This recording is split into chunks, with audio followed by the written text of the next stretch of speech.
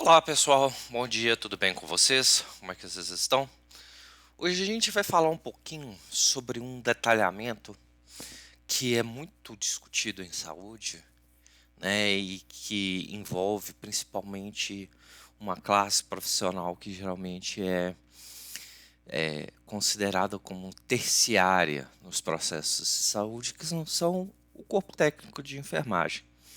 O corpo técnico de enfermagem é um dos corpos mais essenciais, um dos elementos mais essenciais do cuidado dentro do ambiente hospitalar. Elas que estão ali no dia a dia com o paciente, elas que estão ali no cuidado diário do paciente, e elas geralmente são as que mais têm problemas, principalmente com relação à remuneração e ao piso de salário. Recentemente foi uma vitória do Congresso Nacional a padronização do piso nacional de enfermagem, né? E isso foi uma conquista importante para a categoria das enfermeiras, mas aí vem a realidade, né? A gente tem um piso nacional, né, estabelecido para toda a categoria, e a gente tem a questão dos regionalismos ou das inflações locais.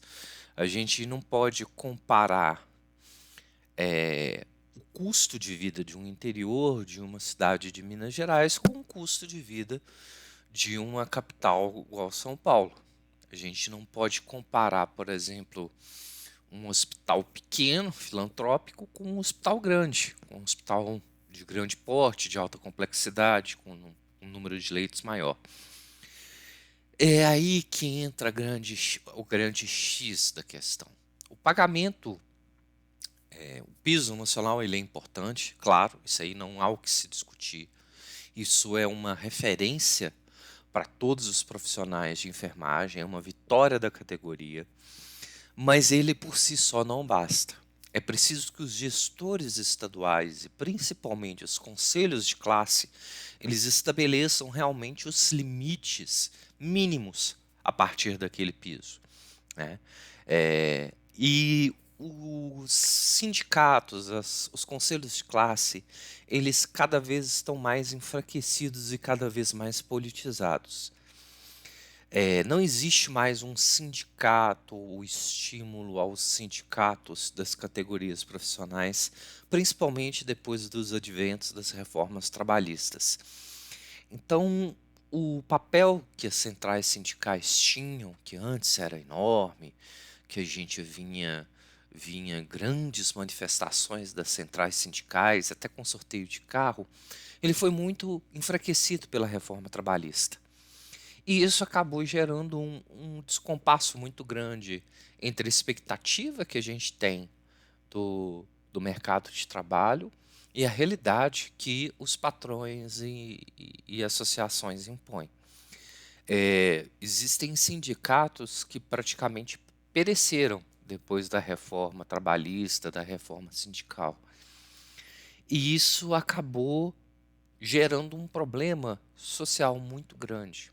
Antigamente, os sindicatos eles tinham um papel muito mais forte na política de proteção dos funcionários, e hoje em dia eles simplesmente são meramente carimbadores da rescisão de trabalho profissional.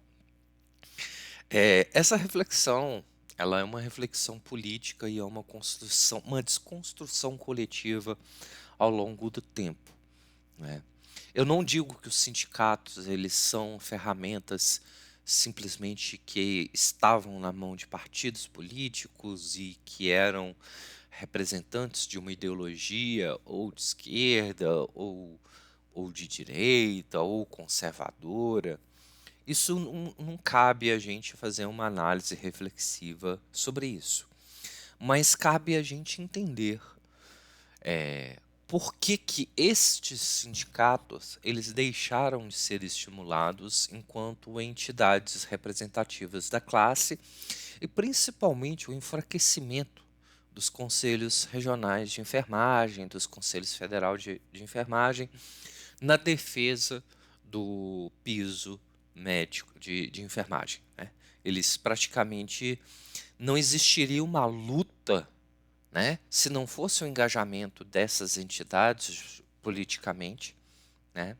Elas se engajaram politicamente para ter isso, mas elas teriam outro peso se, junto com essa campanha, os sindicatos também fossem um elemento de pressão. Nos Estados Unidos existe hoje em dia uma questão muito interessante, que é a volta da sindicalização massiva, o estímulo à volta aos sindicatos como um fator de proteção da classe trabalhadora. E no Brasil a gente vê sindicatos como representantes desorganizados e perdidos da classe trabalhadora. É, é uma discussão antropológica, né? Uma questão antropológica. Até que ponto os sindicatos viraram os vilões ou eles são os salvadores realmente do mercado de trabalho? Até que ponto a defesa e a força de um sindicato poderia ter mudado essa jornada do piso de saúde da enfermagem, ou mesmo piso de saúde dos médicos ou de outros profissionais de outras áreas? É engraçado a gente pensar que quanto maior sindicalizada é uma nação, maior é a quantidade de defesas e proteções dos direitos trabalhistas, né? Mais forte isto é. E com a reforma trabalhista, a gente acabou criando uma falsa sensação de liberação econômica, de liberdade de mercado, e deixando de dar espaço para a opinião de quem realmente coloca a mão na massa. A gente enfraqueceu uma ponta da cadeia em nome de um liberalismo de factoides, né? Um liberalismo, um neoliberalismo que não se provou sustentável, né? A gente hoje em dia a gente vê o número da fila de desemprego aumentando e a precarização dos trabalhos, né? A gente vê uma uberização de diversas categorias profissionais, né? Antigamente o motoboy, o taxista, o motorista particular ou de cooperativas, eles tinham uma certa organização, né? Hoje em dia não, hoje em dia eles estão na mão de conglomerados e não tem nada de errado com isso, afinal a gente vive num mundo capitalista, né? Mas o que acontece é que as jornadas de trabalho elas têm que ser mais intensas, mais profundas, mais desgastantes e o tempo de trabalho para você sobreviver ele tem sido maior. Se a gente for considerar isso como sociedade, a gente vai tirar um recorte bem interessante. A qualificação dos motoristas de Uber, você vai observar que ela está ascendendo. A maioria dos motoristas de Uber são profissionais que vieram do mercado e ficaram desempregados com a pandemia, e como fonte de sustento eles passaram a dirigir aplicativo, né, a ser motoristas por aplicativo. Da mesma forma que os entregadores tradicionais. Antes você contratava uma empresa de motoboy ou contratava um motoboy de sua confiança para fazer o transporte de suas cargas rápidas. E hoje em dia você tem a praticidade do aplicativo, né? Você vai, leva, compra. Para alguns determinados nichos de mercado isso faz muito sentido, mas para outros gerou uma precarização muito grande. Então a gente tem, de um lado, uma ponta tecnológica muito grande e de outro uma ponta de enfraquecimento muito grande. E isso tudo sem um sindicato, né? Sem uma entidade representativa daquela classe de trabalhadores. E quando existem os sindicatos, a maior parte deles ainda se predomina não pela força da categoria, mas por forças políticas. É uma boa reflexão para a gente fazer, né, sobre esse contexto que a gente vive no Brasil, né, e sobre a força que os sindicatos têm mediante as defesas de pautas que são importantes para as categorias profissionais. É, é interessante a gente fazer uma análise crítica disso, porque é um segmento filosófico, É uma reflexão fisiológica, filosófica, social e de representatividade, né? Nós matamos a representatividade sindical em cima de uma política, né? Em cima de um elemento político, e a gente fez disso uma coisa normal. A gente normalizou a não existência, e as categorias profissionais, elas hoje em dia elas não veem mais os sindicatos como defensores dos seus direitos, e simplesmente como representantes de, do, de uma defesa que eles não conseguem estabelecer. Eles simplesmente são um elemento burocrático que você paga uma taxa anual. É um processo de desconstrução dos direitos políticos das pessoas. É um processo de desconstrução da representatividade, né?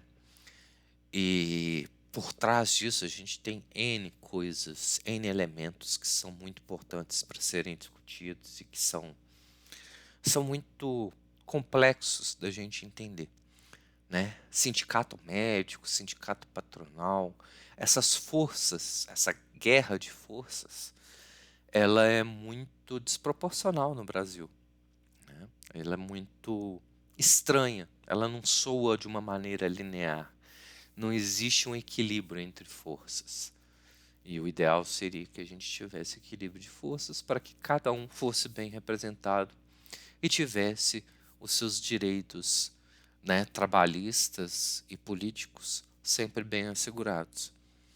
É uma reflexão interessante para ser feita, né? É uma reflexão de forças de trabalho, é mais do que um piso salarial de uma categoria, se a gente for analisar. Não é sobre o piso salarial de categoria que a gente está brigando, discutindo, refletindo. É sobre um modelo econômico e de relação, de representatividade. É interessante como certos nozes, né, como certos pontos de vista, esses laços, esse bolo, né, esse bolo de linha, ele estica para outras áreas que a gente às vezes nem se dá conta para pensar. E são importantes esses debates, né? São importantes essas reflexões, essa discussão. Eu não represento nenhum sindicato, não represento nenhum partido político, não represento nenhuma força política, mas eu acho engraçado como que a gente deixou, né, a falta da representatividade ser destacada a ponto de esquecer que isso são construções políticas, né? É interessante esse debate, é uma reflexão muito boa, porque traz uma série de ciclos de análises, de reflexões que a gente pensa muito na área de saúde, né? Um sindicato forte, ele poderia, por exemplo, proteger muito mais profissionais que são assediados, que são mulheres, que são agredidas dentro dos, dos hospitais, das clínicas, né? São assediadas moralmente.